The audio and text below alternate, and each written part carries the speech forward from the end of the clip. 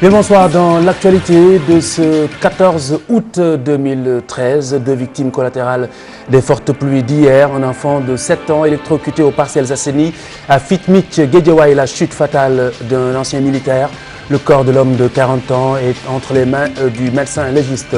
L'hivernage vécu comme un purgatoire dans certains quartiers de Dakar.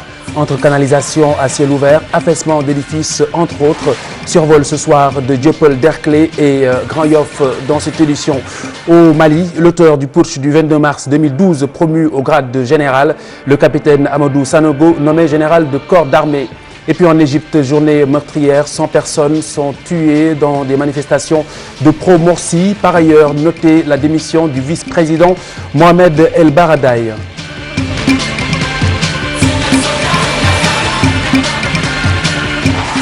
La chute aura été fatale. L'ancien militaire est tombé des escaliers de son domicile pendant la pluie d'hier.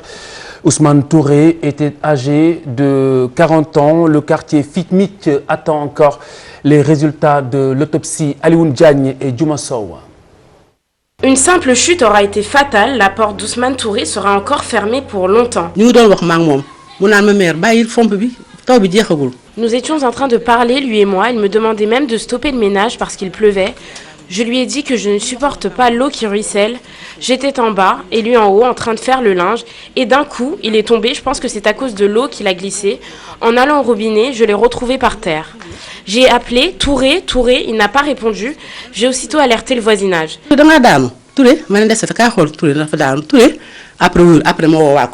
Une triste nouvelle recueillie dans l'émotion. Ses proches se rappellent des derniers instants passés avec lui. Il m'a appelé pour me demander si je faisais du thé. J'ai dit oui. Il m'a dit qu'il arrivait. Il est venu, il était en train de lire les journaux et faisait des commentaires sur la pluie. C'est d'ailleurs la dernière fois que je l'ai vu.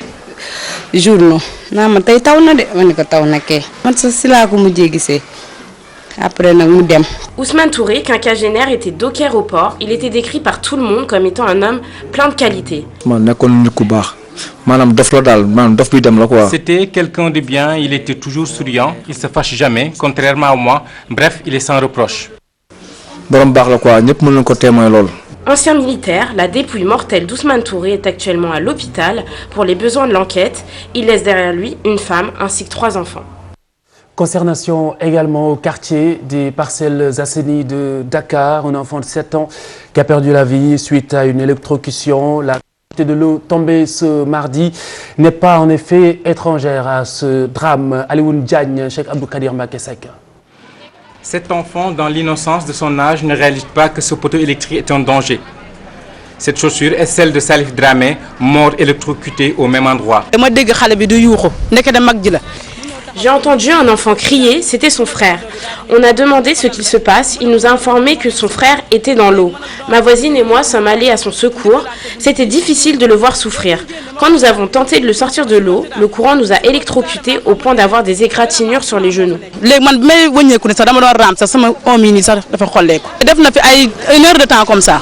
Chez la famille Dramé, la tristesse est grande. Pour elle, le mauvais comportement des habitants des Parcelles Assainies est à l'origine des électrocutions fréquentes dans cette zone. Ce sont les riverains qui veulent le faire à l'intérieur des poteaux électriques. Tous les poteaux sont ouverts à cause de cela. L'eau de pluie pénètre alors dans les poteaux et même les adultes n'y échappent pas. Depuis la fin des travaux, à chaque fois qu'il pleut, il y a des risques d'électrocution.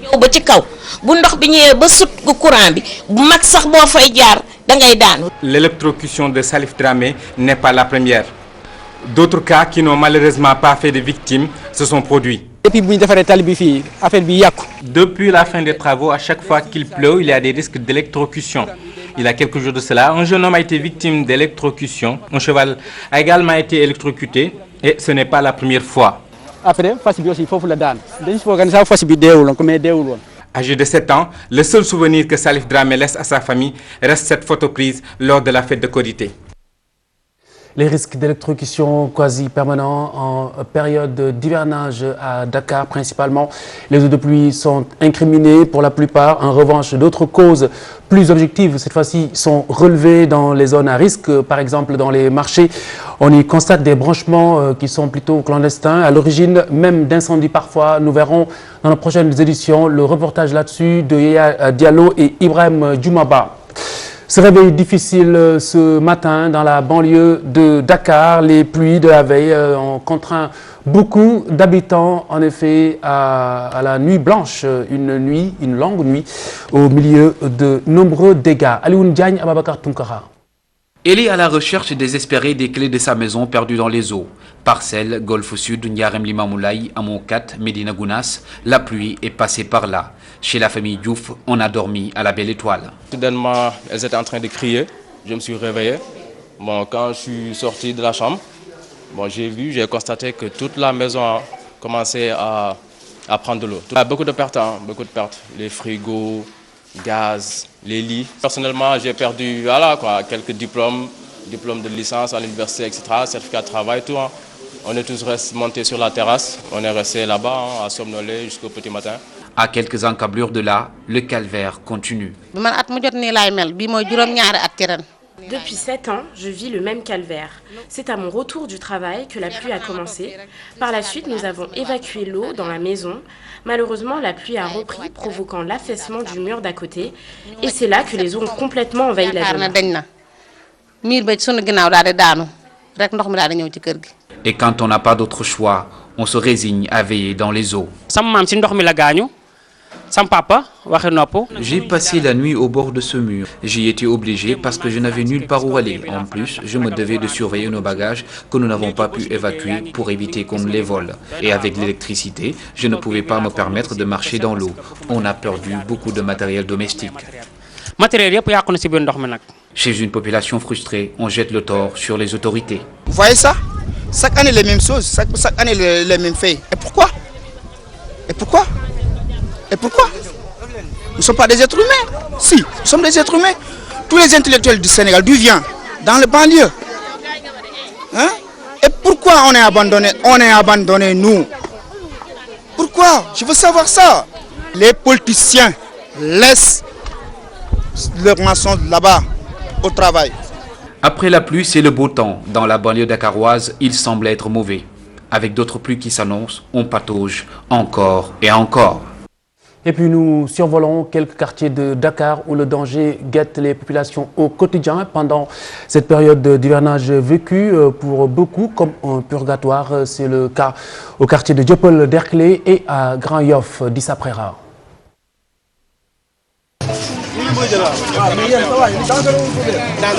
Nous sommes à Grand Yoff au lendemain des pluies torrentielles qui se sont abattues sur Dakar.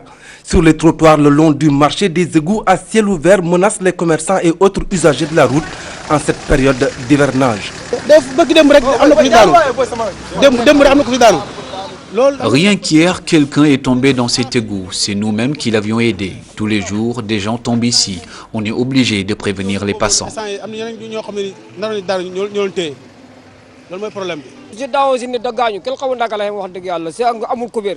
On ne peut pas compter le nombre de personnes qui sont tombées ici. Cet égout n'a pas de couvercle. Chaque pluie, on est. À chaque pluie, c'est des problèmes pour les passants. Les égouts et les canalisations défectueuses ne sont pas les seuls dangers auxquels les populations font face. Certains bâtiments vétustes et mal construits constituent de véritables risques pour les riverains. Il est dangereux, mais quand vous êtes ici, sous le bâtiment ici, parce que vous êtes couvert par là, par la fondation. Mais si vous êtes de l'autre côté, à 2 mètres du bâtiment, c'est un danger. C'est un danger imminent. C'est un danger imminent. Dans tout Yoff, vous regardez, vous comptez un bâtiment, 2, 3, 6 jusqu'à 10. Alors tout ça, ce sont des bâtiments qui demandent à être démolis.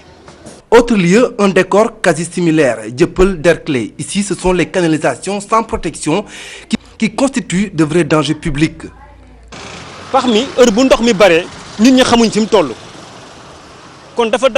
À chaque pluie, cet égout fait des victimes. Il est situé sur une pente et est dangereux. Il a fallu qu'on se mette sur la chaussée pour guider les automobilistes. Hier, une voiture est même rentrée dedans. benn oto démb dafa daanu si biir ñaari oto ñoo fi dajee dañuy mujj arrêté oto yi mais gëmuñ ne fii tiwo la puisque fi mu nekk moo placé wul. À ces difficultés viennent s'ajouter les odeurs nauséabondes qui empestent et gênent riverains et passants. Effectivement, au travail enfin, c'est l'ONAS, je me dis, qui n'a pas bien fait son travail.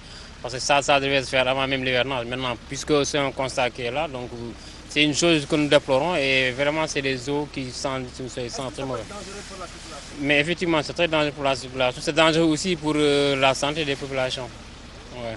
Égouts à ciel ouvert, canalisation défectueuse, bâtiments vétustes, autant de dangers publics qui menacent la vie des populations, surtout en ce mois d'août traditionnellement très pluvieux. À Kaffrine, les 116 mm de pluie ont causé d'importants dégâts dans cette localité. Le maire de la ville, Abdoulaye Wilane, lance un appel à l'État du Sénégal, un appel à la solidarité pour lui permettre de faire face justement au risque d'inondation. Écoutez-le.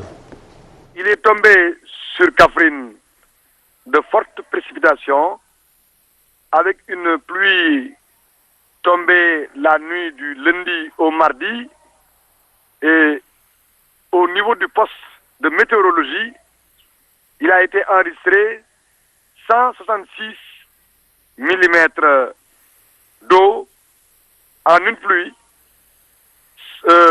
record jamais obtenu depuis 1950. Ce qui veut dire que à l'heure actuelle, au-delà de ce que le fait que la nappe phréatique est imbibée d'eau, les sols sont remplis d'eau, il y a que des effets combinés, des effets aggravants ont rendu difficile, voire apocalyptique, la situation de déluge que nous vivons. Parce que les défauts d'entretien de la voie ferrée ont eu pour conséquence l'affaissement de la voie ferrée à 3 niveaux dans la ville, entraînant une voie de passage des eaux avec une puissance inouïe. Après les alertes et sorties colériques que nous avions eu à faire, empêchant aux populations de verser dans la colère ou dans des manifestations de mécontentement, le gouvernement a réagi.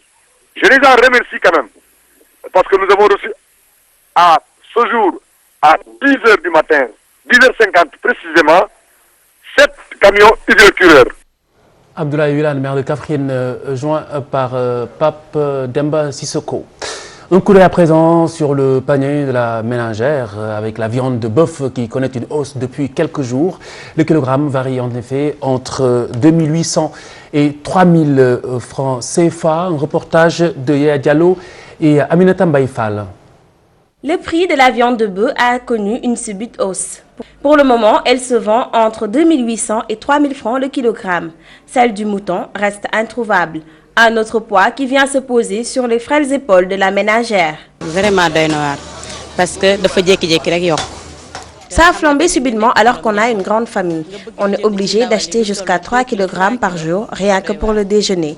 Le dîner, n'en parlons pas. Même 5000 francs, c'est pas suffisant. Tout est cher dans ce marché. J'ai cherché dans tous les étals de la viande de mouton, mais on n'en trouve pas. Même le poisson est rare. Pour les vendeurs, cette hausse est due à la période. L'hivernage ne favorise pas l'octroi du fourrage pour les éleveurs. Chaque hivernage, il y a des manquements dans l'approvisionnement de la viande. Le kilogramme est à 3000 francs et c'est dû au prix du bœuf. On est en période d'hivernage. C'est très difficile d'amener les bœufs du Fouta ou de l'intérieur du pays. Et même là-bas, c'est cher.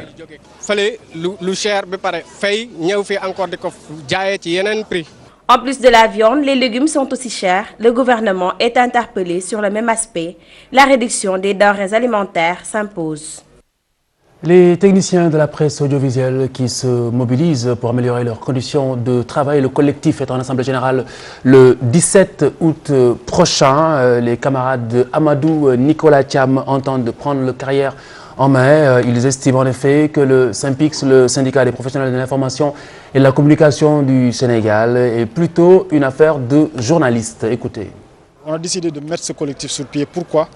Parce qu'on a senti que depuis que l'audiovisuel est l'audiovisuel, les techniciens n'ont jamais eu de formation venant des patrons de presse, n'ont jamais eu de formation venant du syndicat dont ils font partie, le SYNPICS par exemple. On est membre du SYNPICS. Le SYNPICS regroupe et les journalistes et les techniciens. Mais on n'a jamais entendu de formation concernant les techniciens. Toutes les formations dont on a entendu parler, c'est des formations pour les journalistes. Même quand ils ont des formations en multimédia, ils appellent ça formation pour les journalistes. Maintenant, on s'est dit on va se réunir sous forme de collectif et pouvoir nous former nous-mêmes, entre nous, échanger et trouver des partenaires qui nous permettront d'avoir plus de formation et d'être beaucoup plus qualifiés. En 2015, l'audiovisuel sénégalais va aller au numérique. Est-ce que vous avez une fois entendu une formation pour les techniciens? Et puis cette usine de montage de véhicules vers la sortie de la ville de Rufisque, en effet, c'est la toute première fois depuis 2 ans que CCBM Industrie ouvre ses portes au public. Les autorités et la presse ont été conviées à cette visite guidée. Le spécialiste TFM de l'auto nous y conduit. Regardez. Lancé le démarrage des activités de son usine de montage de véhicules depuis mai 2011, le groupe CCBM a choisi ce mercredi 14 mai 2013 pour enfin ouvrir au public et à la presse les portes de CCBM Industrie, l'une des 3 usines de montage de véhicules que compte désormais le Sénégal. C'est ainsi que le PDG du groupe CCBM, M. Serigne Mboup, entouré de M. Faye, directeur de CCBM Industrie, et de ses principaux collaborateurs, a fait faire le tour de cet immense site de montage de véhicules situé à la sortie de Rufisque. Les délégations présentes, avec à leur tête M. Thierno Alassane Sall, ministre des Infrastructures et des Transports, Badarama Maya Sen, maire de Rufisque, accompagné des plus hautes autorités de la localité. Comme vous le savez, c'est une visite de terrain qu'il est venu visiter l'usine qui est c'est-à-dire en finalisation de construction. Donc il a visité, nous aurons souhaité, et vraiment dans un avenir proche, qu'une grande intégration soit faite, accompagnée des livraisons des grandes commandes, Inch'Allah. Le commerce c'est bien, l'industrie c'est mieux pour un pays. Notre gouvernement le dit à tous ses partenaires, nous sommes pour la constitution de joint venture, pour accompagner les Sénégalais dans le développement, parce que c'est la seule voie qui permet de bâtir une nation prospère, de créer de l'emploi, parce que la valeur ajoutée, même dans le montage, la part du travail fait au Sénégal est une part qui est prise à l'étranger. Et donc la valeur ajoutée est locale, et les salaires sont payés localement, etc. Si c'était une voiture toute faite qui vient ici, c'est l'intégralité du coût reste à l'étranger. Avec une capacité de production annuelle de 4500 unités, CCBM Industrie est une usine de montage de véhicules modernes disposant de 2 lignes de production pour les segments de modèles aussi variés que complexes tels que les pick-up Gradwell, Wingle, simple et double cabine, le SUV Aval H5 4x4, sans oublier les très populaires Chery Kowin, Citadine QQ et SUV Tigo 4x4. Ce fleuron du montage de véhicules au Sénégal emploie de manière fixe près de 300 personnes et envisage d'en recruter 1000 autres d'ici 2018, afin de mieux répondre aux besoins en véhicules particuliers, utilitaires et agricoles au meilleur rapport qualité-prix dont l'Afrique a encore tant besoin. Djibril vous livre plus de détails dans le magazine auto du week-end Automag ce samedi. Au Mali, l'auteur du putsch du 22 mars 2012, promu au grade de général, le capitaine Amadou Sanogo est nommé général de corps d'armée. Le porte-parole du ministère de la Défense confirme la nouvelle validée par le Conseil des ministres. En Égypte, 100 personnes sont tuées dans des manifestations de pro-Morsi. Ils ont investi les rues suite à l'annonce de la prolongation de 15 jours de la détention préventive de l'ex-président Mohamed Morsi, destitué et arrêté par l'armée le 3 juillet dernier. Il est détenu dans un endroit tenu secret par l'armée et puis par ailleurs noter la démission du vice